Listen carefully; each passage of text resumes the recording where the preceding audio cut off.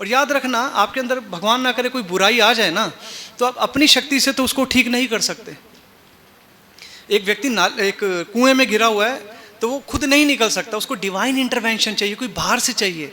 हम लोग और सारे के सारे कंडीशनिंग में हैं।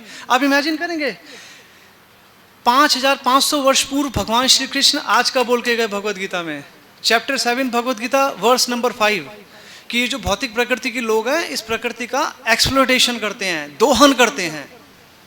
आप इमेजिन करो प्रभु जी, पिछले 100-50 साल से तो गाड़ी घोड़ा ये सब आया, बिजली पानी सब करके जो आजकल मॉडर्न है, लेकिन भगवान 5500 वर्ष पूर्व बोल गए कि जो भौतिक प्रकृति के मंदबुद्धि लोग हैं वो केवल एक्सप्लोटेशन में व्यस्त हैं। एक्सप्लोटेशन मतलब कि सिर्फ और सिर्फ जानवरों की तरह वो काम करेंगे जिससे उनकी इंद्रिय तृप्ति हो रही है, उसके लिए सब कुछ वो एक्सक्यूज़ बना लेंगे। जी मैं इस कारण से ये करता हूँ, मैं बिजनेस करता हूँ तो मेरे को दारू पीनी पड़ेगी, मेरे बचपन से पैदा हुआ तो मेरे घर वालों ने नॉनवेज खिलाया, जी हम पंजाबी लोग हैं, हम ऐसे हैं वैसे हैं, ऐसे ऐसे करके सारी चीज़ें।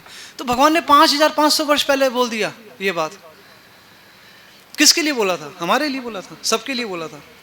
ये जो कंडीशनिंग है ना, ये केवल एक ही साधन से जाएगी, वो मंत्र है। कोई गुरु ऐसा नहीं हुआ कि सिर पे हाथ रखा शुभ करके सब हो गया, ठीक नहीं हुआ। नारद मुनि भी सिर पे आके हाथ रख देंगे ना, तब भी ठीक नहीं होने वाला, जब तक हमारी खुद की अंदर से इच्छा नहीं होगी। एक व्यक्ति बोलता है कि प्रभु जी please pray for me, give me your blessings.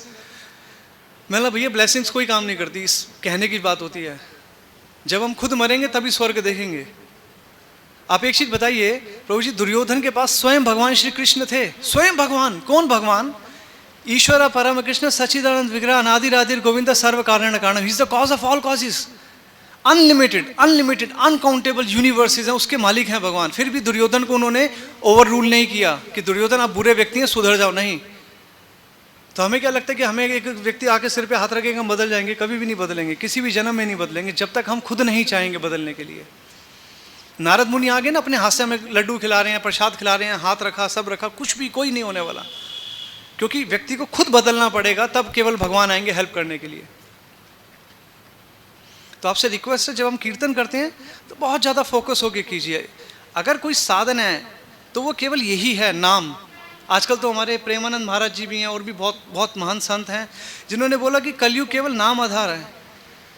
याद रखिए, गुरु का काम है आपको वो रास्ता दिखाएगा बस, इससे ज़्यादा और कुछ नहीं करेगा।